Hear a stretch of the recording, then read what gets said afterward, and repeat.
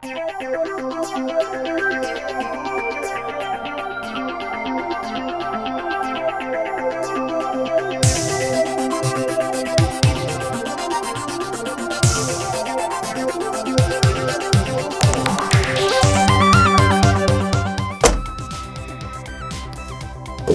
guys, how's it going? Blue here. In this video, I'm going to be looking at the Color Cube Sudoku Game.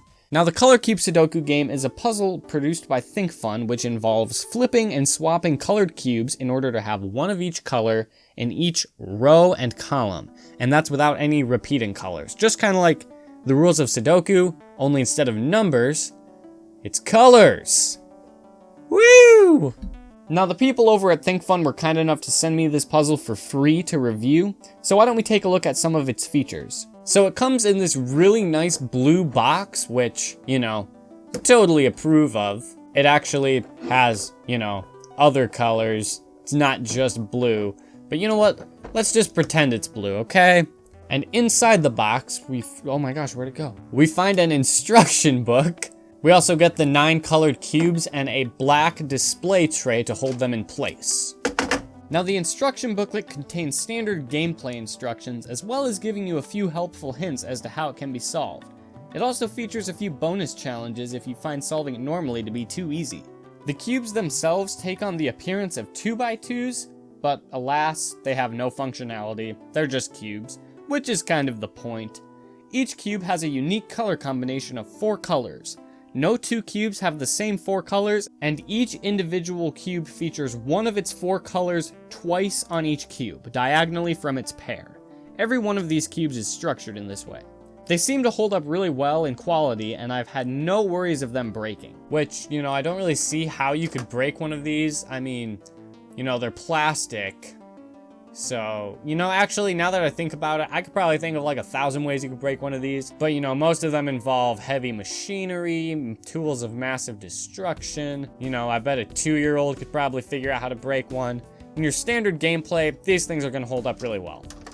The game board itself is actually really cool. It has a 3x3 pattern with raised, rounded areas to separate the different slots. The placement surface has a somewhat reflective look to it, and unfortunately is somewhat prone to fingerprints. This isn't a big deal because you generally can't see this area during gameplay because the cubes are covering it, so it's not a big deal. And the plastic it's made of seems to hold up quite firmly. I doubt anything bad would happen if any of these things were dropped. Now let's talk a little bit about gameplay. So I've had this puzzle for quite a while, and I kind of like to consider myself a bit of a puzzle enthusiast, you know, considering I can solve the 10x10 and the Terraminx and, oh, darn it. Whoops. Oh my goodness. Remember when I said these things couldn't break? Well, I figured out a way. It's okay, it just has a little slot that you slide it in and boom, we're back. Shazam! You know, considering I can solve the 10x10 and the Terraminx, I'd like to consider myself a bit of a smarty pants when it comes to puzzles. But guys, let me just tell you, this puzzle is really hard. Considering it has 2,641, nope, that's not right. 2,641,807,540,224 combinations and 665,856 solved combinations. That may seem like a lot of solved combinations, but that gives you one solved combination for about every 4 million combinations. That could give you an idea that it's kind of hard, and this isn't like a twisty puzzle with algorithms and steps. This is trial and error. And that is the heart of this puzzle. Trial and error. It's not like a standard Sudoku puzzle where they give you a couple of numbers to start and then you kind of build off of that. In this, you have all your information in front of you and you have to flip it and swap it and arrange it so that it works. And that might sound easy, but no, it's not. It's hard. It's really hard. Until you realize that the cover is the solution. So like once I figured that out, you know, got it really easily. So, you know, if you want to fully appreciate this puzzle, just get rid of the cover, and then it goes back to being super hard, which isn't necessarily a bad thing. That's why we solve puzzles, because, you know, they make us feel smart. My final verdict on this puzzle is that it's a really interesting take on the Sudoku process. I think it's entertaining to watch other people attempt it and struggle through it.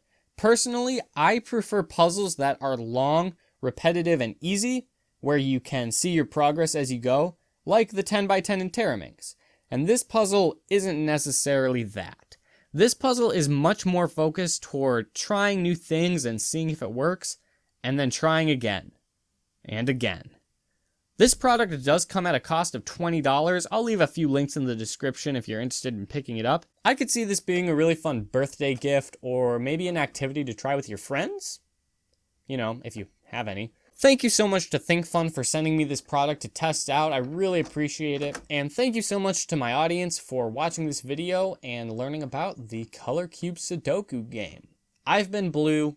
Thank you all for watching. I'll see you next time.